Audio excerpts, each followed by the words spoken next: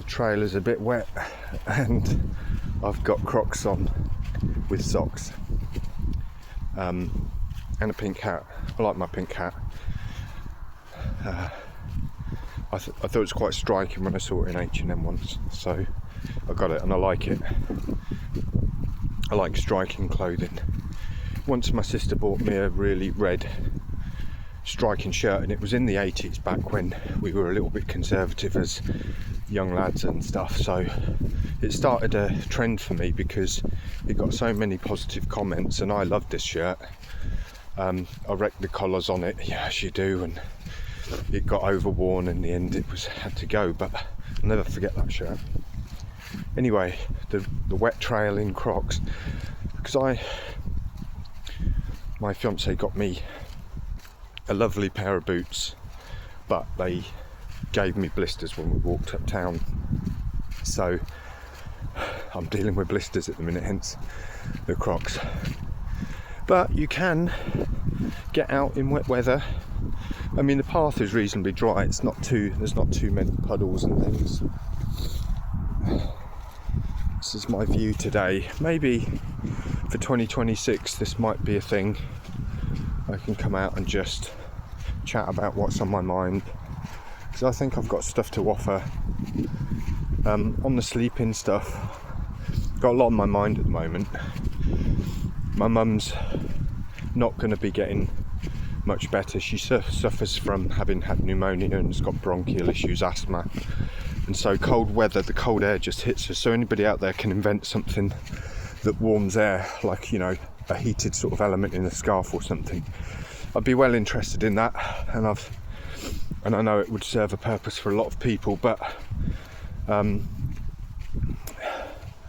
whether it would work well enough as well, I don't know. So digress a little bit. I suppose that's the price to pay for watching random people on YouTube.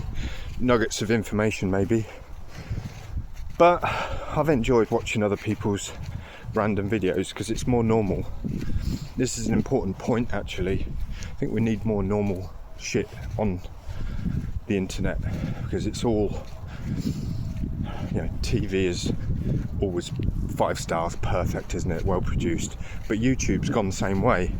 I used to love YouTube when it was much more raw and people weren't investing so heavily in editing their footage and their channels and, you know, building up huge subscriber counts. That was what made YouTube popular, actually, I dare say, was the rawness of it. And I think it's good to see raw channels coming through. So,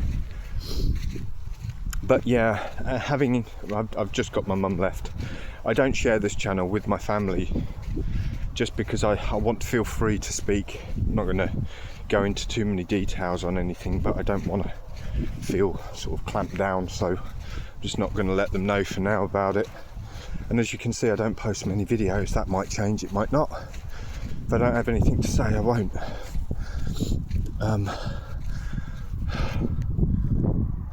It's an estate. This is Holbeach in South Lincolnshire, where I've moved in with my fiance. And yeah, aging mum, don't have my dad anymore since a long time. And it's the thing about age, I'm never going to be this young again as I am today. And for you youngsters out there, youth is wasted on you, and it's hard, actually, even if you know that fact and you're somebody who's aware of things and don't want to waste your time. It's still difficult to pick the right thing to do. The goalposts will change for you so much. You might get an injury that could affect you in sports. Your work interests, your career interests will probably change drastically. Talk about trying to pick a subject for a degree. It's futile. It's absolute nuts. It's all the wrong way around. We need to get out into the workplace when we've got a basic education, because only then do you start to find your real interests when you're getting into your 30s even. I mean, I've had interests like surfing. I like water sports, so I know I like that, and that has been a staple. Yachting, scuba diving. I love my tropical beaches. snorkeling, stuff like that, and anything, you know, foiling is interesting to me. But a good example in point, you know, I'm 50, lower 50s now, and my body has had some sort of degeneration over the years, and I keep myself fit with yoga. I have to, and I can't run as much because my knees don't like it.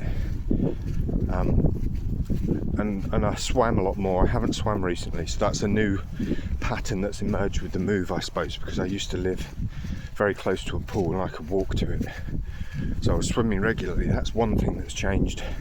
Not necessarily a good thing, but you have to get over these things and recreate different things. So I've got a stationary Peloton, which I would rate. It's pricey though, so you maybe need to share the subscription, and it's going up forever as well. Anyway, I've talking about young people and what you're going to do, and you can't write the book either. I suppose this time of year makes you feel a little bit melancholy in a way, or I do at least. I sort of reflect too much. I'm that sort of a person. You'll get to know that, I suppose. What did I do this year? How well did things go? Have I done the best for everybody around me? You know, have I been a good son? And there's, I think, fair to say that there's areas of improvement, but I've stuck to my task pretty well. I think I've improved over last year, and I think that's all you can hope for, especially when you're getting on. And another thing this year that started to go for me is eyesight. I'm not used to wearing glasses for close-up things, but I just get so frustrated because I'll have my toolbox to go and do something, like I put up an outside light at mum's, and all of a sudden I didn't bring any glasses with me because I'm not in the habit of doing that. And to do the close-up work, I'm leaning back. So stuff like that.